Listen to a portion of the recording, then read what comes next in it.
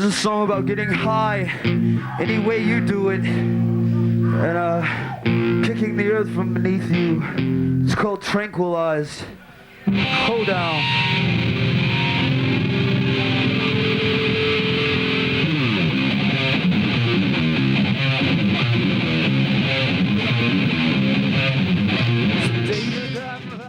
In 1994, sludge metal band Acid Bath released their debut album When the Kite String Pops.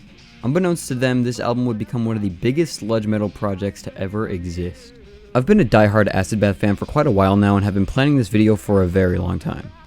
Now, due to Rotten Records nuking anything involving Acid Bath, I will sadly not be using any music made by Acid Bath in fear of Rotten Records coming to my house and hurting me. Now, a bit of backstory about the band. Acid Bath had a very short run spanning just 6 years. Within those 6 years, they released 2 albums, When the Kite String Pops and Pagan Terrorism Tactics. Near the end of the band's run, there were talks of a third album during the sessions with Acid Bath and Sammy Duette's other band, Goat Whore. Nothing ended up coming to fruition and no recording was done. Within this time, Acid Bath had played with bands such as Marilyn Manson, Abuse, and label mates DRI. In 1997, the band broke up due to the unfortunate passing of bass player Audie Petray in a traffic collision due to a drunk driver.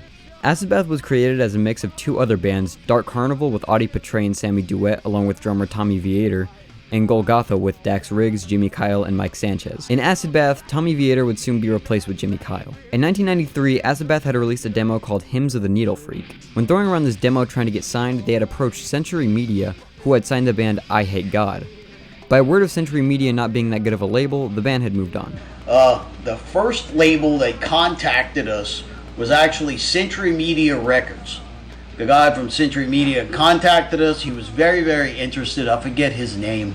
But at the time, I Hate God was signed to Century Media as well. So before we were like, well, let's ask I Hate God how's their experience with Century Media, we'll take it from there. And I Hate God was not very happy with Century Media at the time. They had then gotten approached by Rotten Records and was eventually signed. And now I get barely any Acid Bath stuff. I am now legally required to say go support Rotten Records and purchase all and any Acid Bath related merchandise off of the official Rotten Records website. The band's final lineup consisted of singer Dax Riggs, guitarist Sammy Duette and Mike Sanchez, drummer Jimmy Kyle, and bassist Audie Petray. According to Sammy Duette in a 1996 interview, it is revealed that the name Acid Bath was stolen from a joke punk band in their area with the name Acid Bath. Eventually that band broke up and Sammy had decided to use that name for his band, as the original name they had was already being used by a black metal band. Acid Bath released their first album When the Kite String Pops on August 8, 1994. The album cover features an authentic painting by famed serial killer John Wayne Gacy, owned by a private collector in Florida. The art portrays Gacy as one of his characters, Pogo the Clown. Gacy had made this art whilst in prison awaiting his execution. According to Sammy Duette, the band couldn't decide on an album cover. When Rotten Records had presented the Pogo the Clown artwork, they hated it because it was a clown, until they found out that it was a serial killer. The 5 of us couldn't agree on an album cover. So we would bring in ideas and we just couldn't agree on a collective idea together. So Ron Peterson of Rotten Records knew a guy named Ken Carnick. So Ron Peterson said, well, you know, we got to get this damn album out.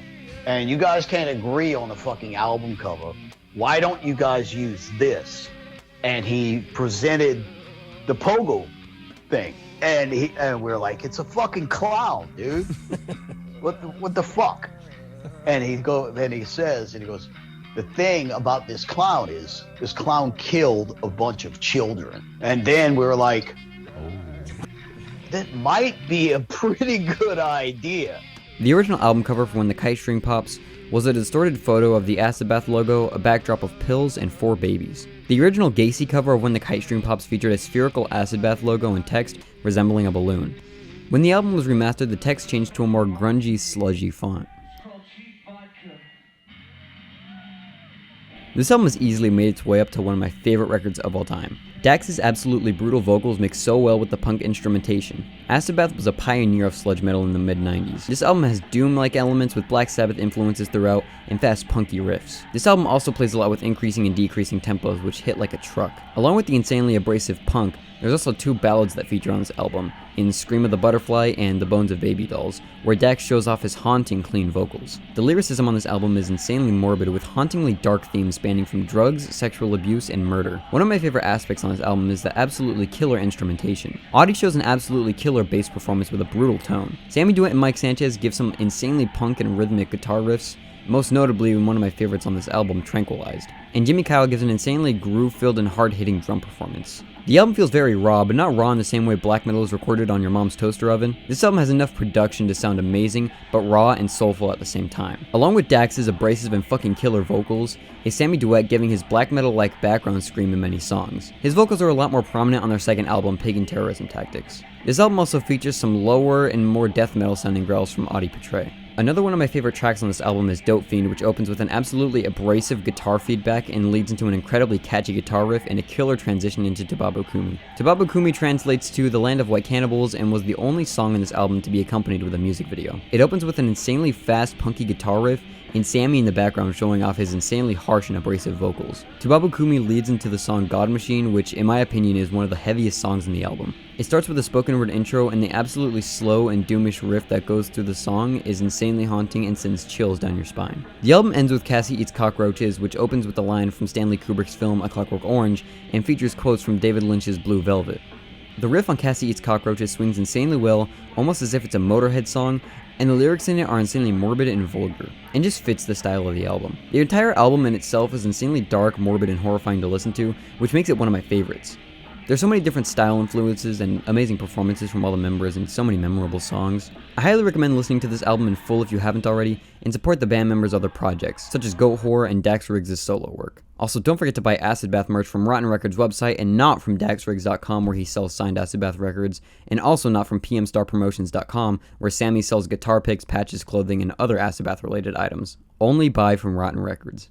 I hope you all enjoyed this video. Let me know down in the comments if you want me to review Acid Bath's second album, Pagan Terrorism Tactics, and maybe I'll get to it. Thank you for watching until the end, and I'll see you later.